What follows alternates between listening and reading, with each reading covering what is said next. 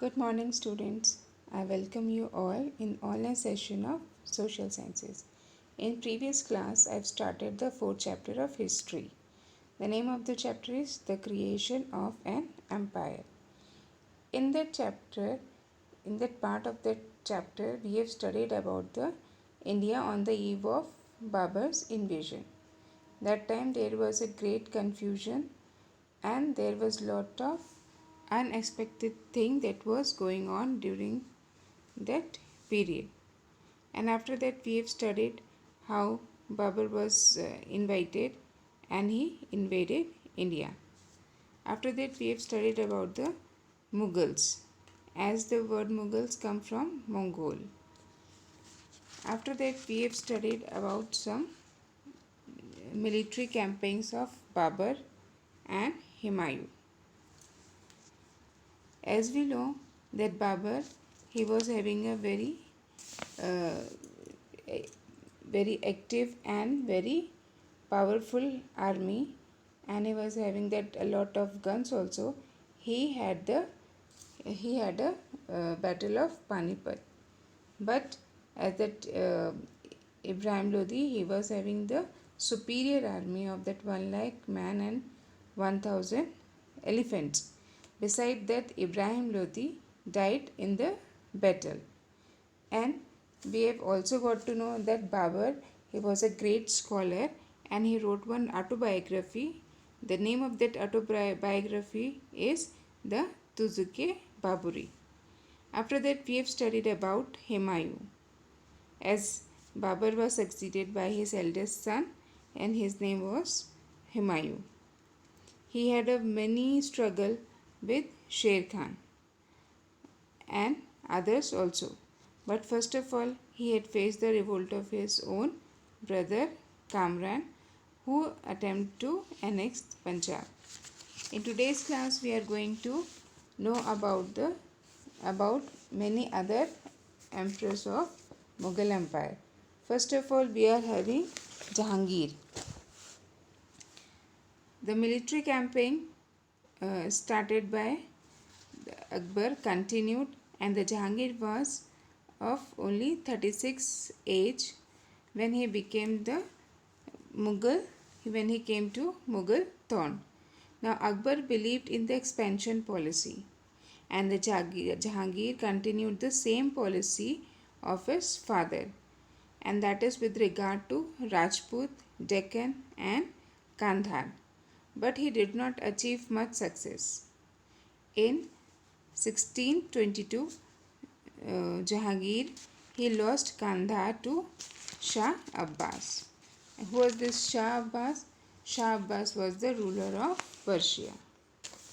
After this, we are having Nur Jahan. In 1611, Jahangir married Nur Jahan, the widow of Sher Afghan, and her real name was Mehrun-Nisa. She was the daughter of a minister who served Akbar. Nur Jahan once placed as empress. Empress means a woman who is a sovereign ruler of great power and rank. She had unlimited influence over the life of Jahangir. Nur Jahan had influence over the life of Jahangir, not only over that political but personal life also. She became the real sovereign of the empire, but she had not given official position and official that remarkable facility, or you can say name. The Jahangir gave her the title Nur Jahan, which means light of the world. After Nur Jahan, there was the next emperor whose name was Shah Jahan.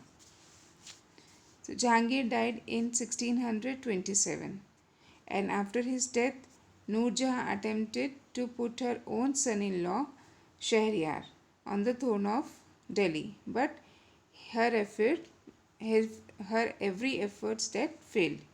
Shahryar was murdered, and Prince Khurram, the future Emperor Shah Jahan, ascended the throne of Delhi Sultanate.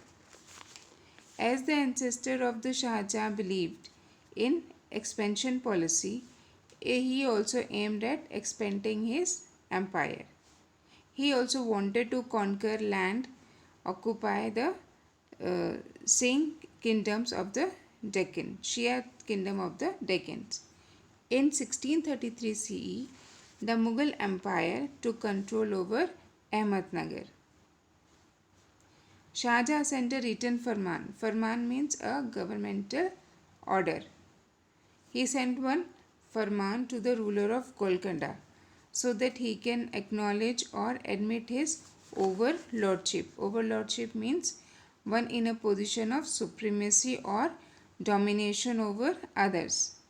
After getting this farman, the ruler of Golconda accepted and agreed to recognize the suzerainty means mastery of the Mughal Empire. In 1632, Ahmednagar was finally annexed, and in 1638, Shah Jahan conquered Bijapur. Aurangzeb, son of Shah Jahan, was appointed as Viceroy of the Deccan. The Portuguese created trouble for the Mughal Empire. And how they have created the trouble? They started looting ships. They had established a base at river Hooghly. They used this base for the piracy in the Bay of Bengal. What is the meaning of piracy? Piracy is a kind of crime. Which kind of crime? The crime of attacking ships in order to steal from them. The Mughal army that action against the Portuguese, and they have drawn them out of Hooghly. Shah Jahan ruled about 30 years from 1627 to 1657 CE. The period of this reign regarded as the golden age of the Mughal ruler in India. Dear students, do you know reason why this period was called the golden age? Yes, because Shah Jahan erected several large monuments, the best known for which is the Taj Mahal at Agra, as well as the Moti Masjid at Agra and Red Fort. Next emperor is Aurangzeb. In 1657 to 1658, there was a conflict over successions among the Shah Jahan's sons. Aurangzeb succeeded to the throne and eliminated here he killed his brothers. He ruled for 48 years from 1659 to 1707 CE. He was the ablest means the most able, and the shrewdest. Shrewdest means a person who is able to make good decisions because he can understand any situation well. So, Aurangzeb was the most ablest son among the three, and he was shrewd also. And that is why he was able to handle every kind of situation. Now we will understand about religious policy of Aurangzeb. Now many historians they believe that the Aurangzeb was determined to restore. Restore means to put something back into its former position. Akbar took the policy of religious tolerance, but Aurangzeb reversed the Akbar's policy. He was totally different from his father from the religious point of view. His character reflected that he was an orthodox Muslim. Now, apart from this fact, he was also a ruler. Ahmad Shah, a ruler of Gujarat, introduced jizya in 1414.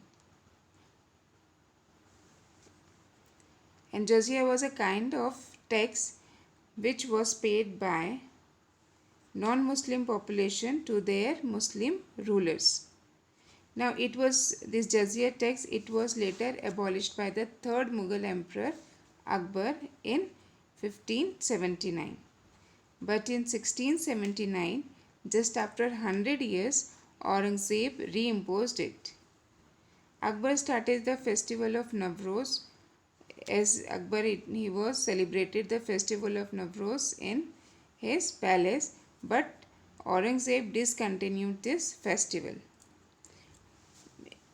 Many other ordinances mean many order or rule that has been made by the government. So Aurangzeb they have issued many ordinances regarding on the basis of his will. The Aurangzeb was an orthodox Muslim and also a ruler. He maintained the role of both very nicely. He didn't try to change the nature of the work of his state, but he maintained all important characteristics of Islam. That is why his religious beliefs were not the basis of his political policies. He performed the characteristics very well. Now we will understand about the Aurangzeb's wars in the north, that is from 1658 to 1689.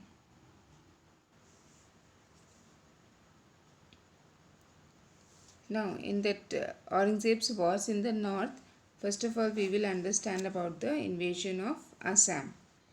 Mir Jumla, the Mughal governor of Bengal, invaded Assam and captured parts of it in 1662 and 1663.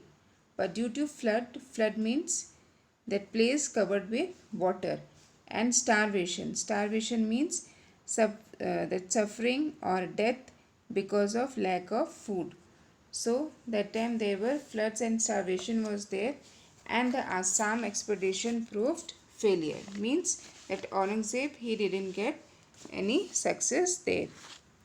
Second is invasion of Arakan in 1666 CE. Shaista Khan, the Mughal governor of Bengal, invaded Arakan because its ruler was helping the Portuguese pirates. Pirates that before earlier I have explained the word piracy. So the person or the people those who are doing that piracy are called pirates.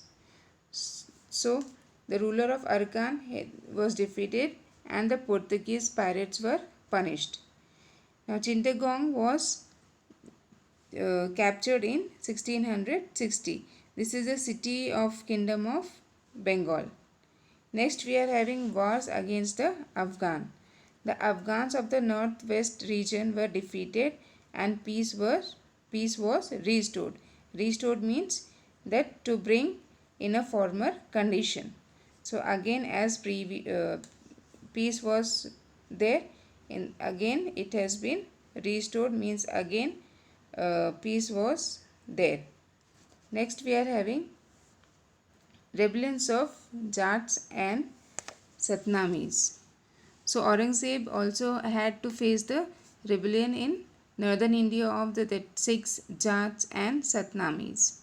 Now in the northern east, rebellion in northern east of the Ohms and the Deccan of the Marathas too.